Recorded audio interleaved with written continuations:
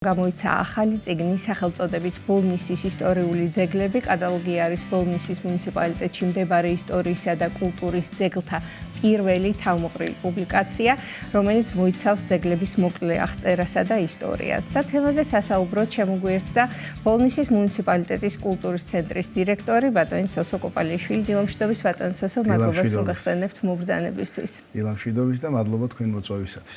მეტად მნიშვნელოვანი კატალოგის შესახებ უნდა ვისაუბროთ. ახლა ყველა ქართველს, რა თქმა უნდა, გაგვაჩნია ეს სიამაყე ჩვენი კულტურის, ჩვენი ტრადიციების, ჩვენი ძეგლების პატივს მივაგებთ, მაგრამ შეიძლება ყველამ არ ვიცით იმ ძეგლების შესახებ, რომელიც ჩვენს ქვეყანაში არის განთავსებული და თითოეული მათგანი ძალიან დიდ ისტორიას ინახავს თავისთავად. მოდით უფრო დაწვრილებით გვესაუბრეთ, თუ რა ძეგლებზე არის საუბარი, რომლებმაც თავი მოიყარეს ამ კატალოგში და სულ რამდენი ძეგლია შეტანილი.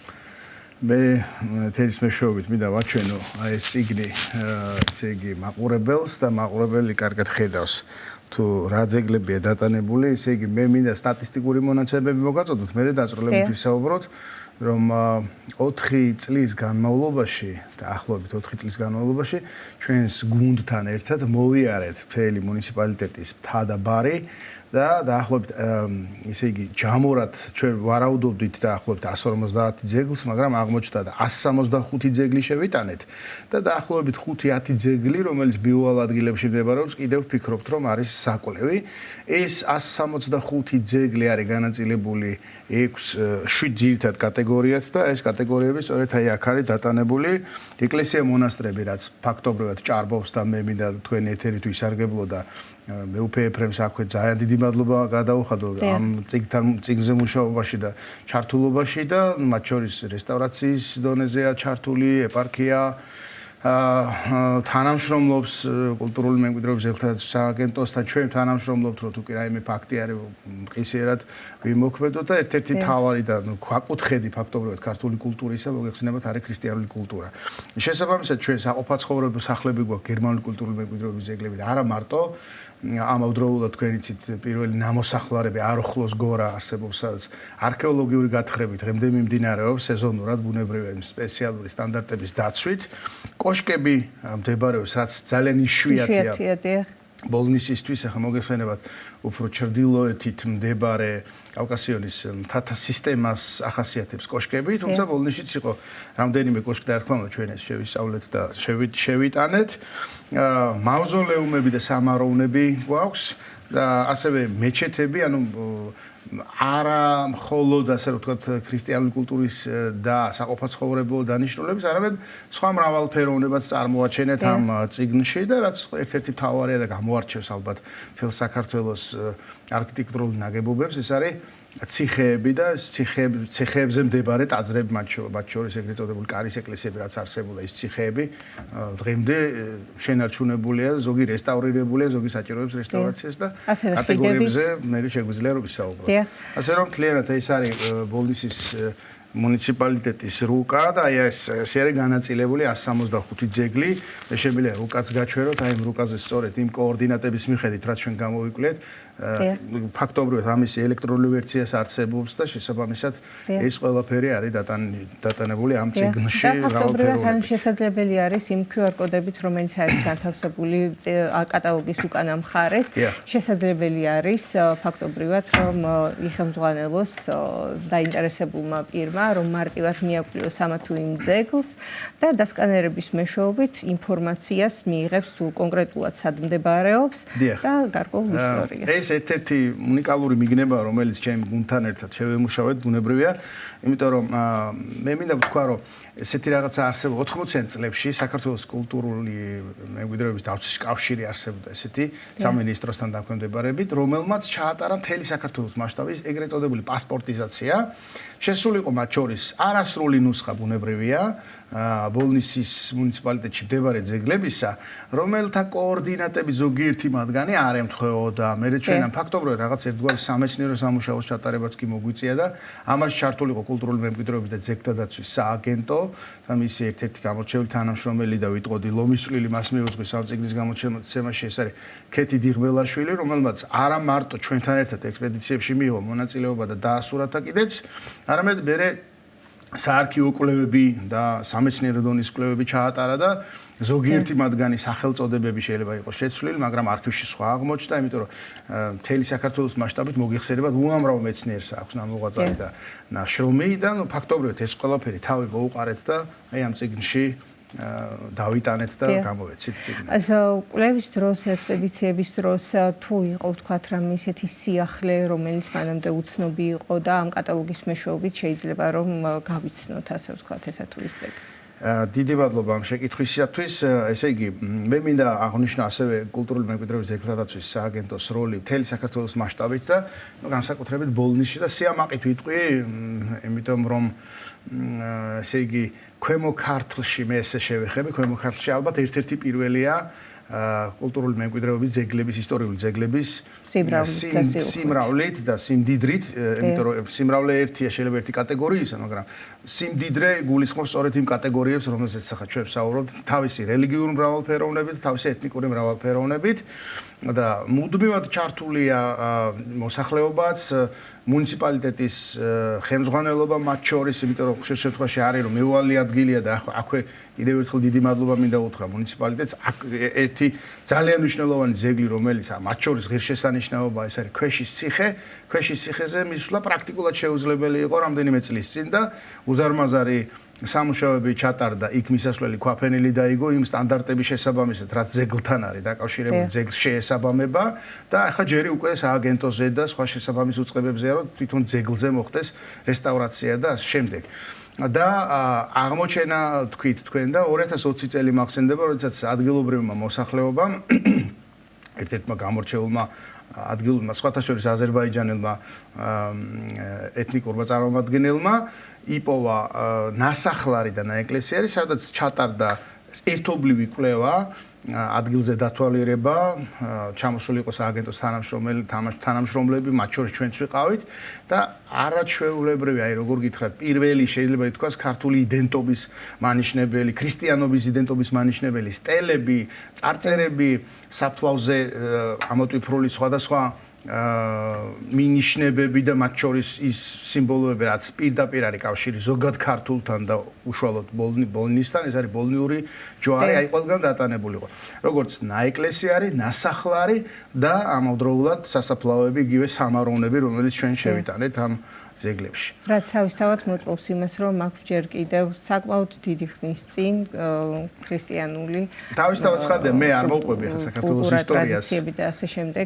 არ მოვყვები საქართველოს ისტორიას და ქვემო ქართლის ისტორიას და ბოლნის ისტორიას, ჩვენ ძალიან კარგად ვიცით, საიდან მოდის, როგორ მოდის ეს ყველაფერი და შესაბამისად ამას ინახავს ეს ხეობები, რომელიც მდებარეობს ბოლნისში და სწორედ ამ 4 წლიანი მუშაობის პროცესში აღმოჩნდა ის, რომ ერთის მხრივ მე მინდა აი ესეთი ხაზგასმა გავაკეთო, რომ მეუფე ეფრემის ჩამოსვლამ და ეპისკოპოსად დანიშნა 20 წლის წინ დაახლოებით, უფრო მეტად გააღრმავა ეს კულტურული მემკვიდრეობის ძეგლების აღმოჩენა, განსაკუთრებით მინდა ხაზი გაუსვა ქრისტიან ხუროთმოძღვრების ძეგლებს, იმიტომ რომ მოგეხსენებათ, როგორც ვახსენე, დაახლოებით 80% არის ეკლესია მონასტერი.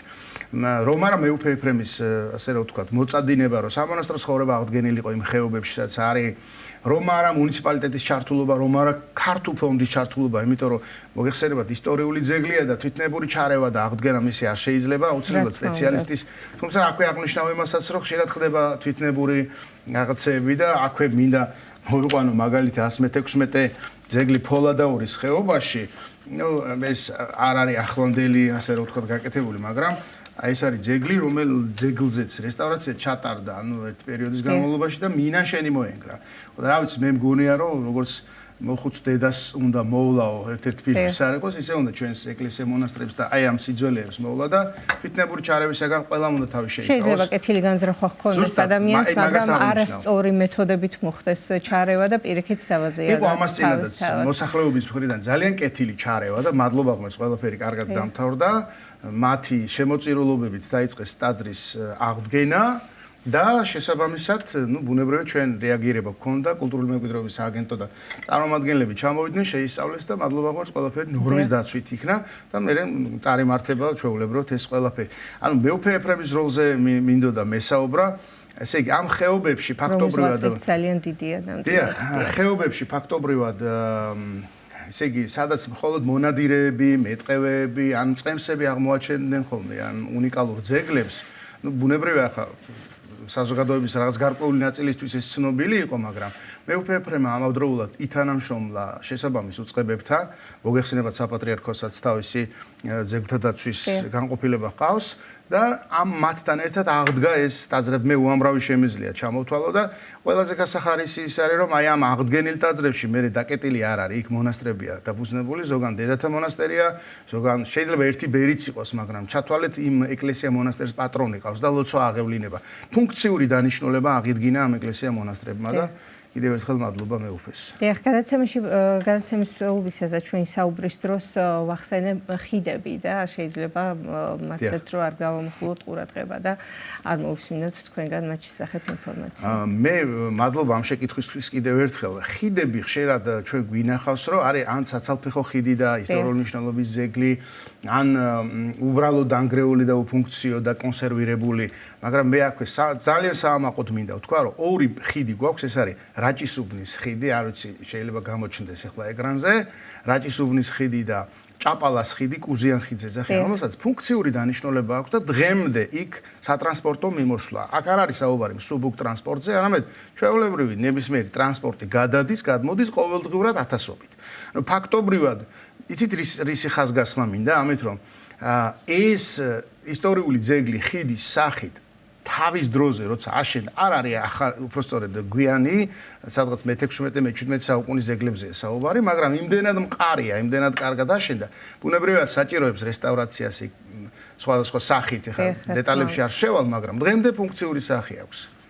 შესაბამისად ეს უნიკალური ხიდები, მათ შორის ფოლადაურის ხეობაში არის თამარის ხიდი და ეს ფაქტობრივად შენარჩუნებულია, რესტავრირებულია. და რაც შეეხება იმ ძეგლებს, რომლის გამოკვლევაც ჯერჯერობით ვერ მოხერხდა 10-ოდე ძეგლი არის, ხო?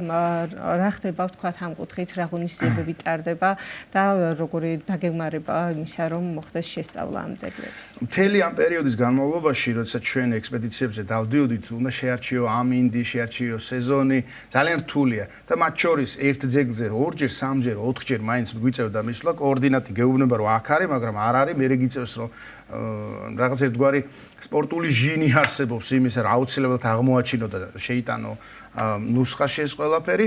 ფაქტობრივად ეს ძეგლებიც, რომელზეც არის ახლა საუბარი და დაგვრჩა, ეს არის ვარაუდი, მათ შორის სადღაც საისტორიო წყაროში არის, რომ ნამდვილად არსებობს განსაკუთრებით დარბაზის ხეობაში. დარბაზის ხეობა არის ერთ-ერთი უნიკალური ხეობა, მე ვიტყოდი რაღაცა დაფარული, მისტიური, სადაც მასიური ტყით არის დაფარული ეს ყველაფერი და ცოტა რთულია მისვლა, მათ შორის გვეუბნებიან ადგილობრივები, ან წყემსი, ან მონადირე, ან მეტყევე, რომ ნამდვილად აქ მდებარეობს, მე მივალთ ხოლმე და უბრალოდ ნანგრევია და იდენტიფიცირება ძალიან რთულია იქ რა არის. მიუხედავად ამისა, ჩვენ მაინც შეგვაქვს ხოლმე და შევიტანეთ აი ამ წიგნში ეს ყველაფერი. გარდა ბოლნისის მოსახლეობისა დარწმუნებული ვარ, რომ ძალიან ბევრი მსურველი იქნება, რომ ეს კატალოგი შეიძინოს და თუ არის შესაძლებელი გაყიდვაში თუ არის უკვე ჩაშვებული და რომელი მაღაზიებში შეიძლება რომ მივაკითხოთ.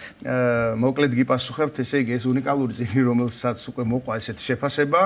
სამწუხაროდ მხოლოდ მცირე ტირაჟით გამოეცით, ჩვენ ვართ საბიუჯეტო ორგანიზაცია და რაღაც ერთგვარი ბარიერი არსებობს, რომ ჩვენ ამის გაყიდვის უფლება არ აქვს, მაგრამ მიმდინარეობს მოლაპარაკება ერთ-ერთ კომპანიასთან, აქვე ვისარგებლებ შემთხვევით და გამომცემლობა SARS ძალიან დიდი მადლობა მინდა უთხრა და განსაკუთრებით ბატონ ლევანს, რომელმაც თითქმის 1 წლის განმავლობაში დაკაბადონებაზე იმუშავა და ნახოთ, იურიდიული ფორმა, სამართლებრივი ფორმა გამოიძებნა და მე ვპირდები დაინტერესებულებს, რომ უახლოეს მომავალში ეს წიგნი კვლავ დაიბეჭდება იმისათვის, რომ იყოს ხელმისაწვდომი და გაიგოს. ჩვენი ისტორია. ნამდვილად.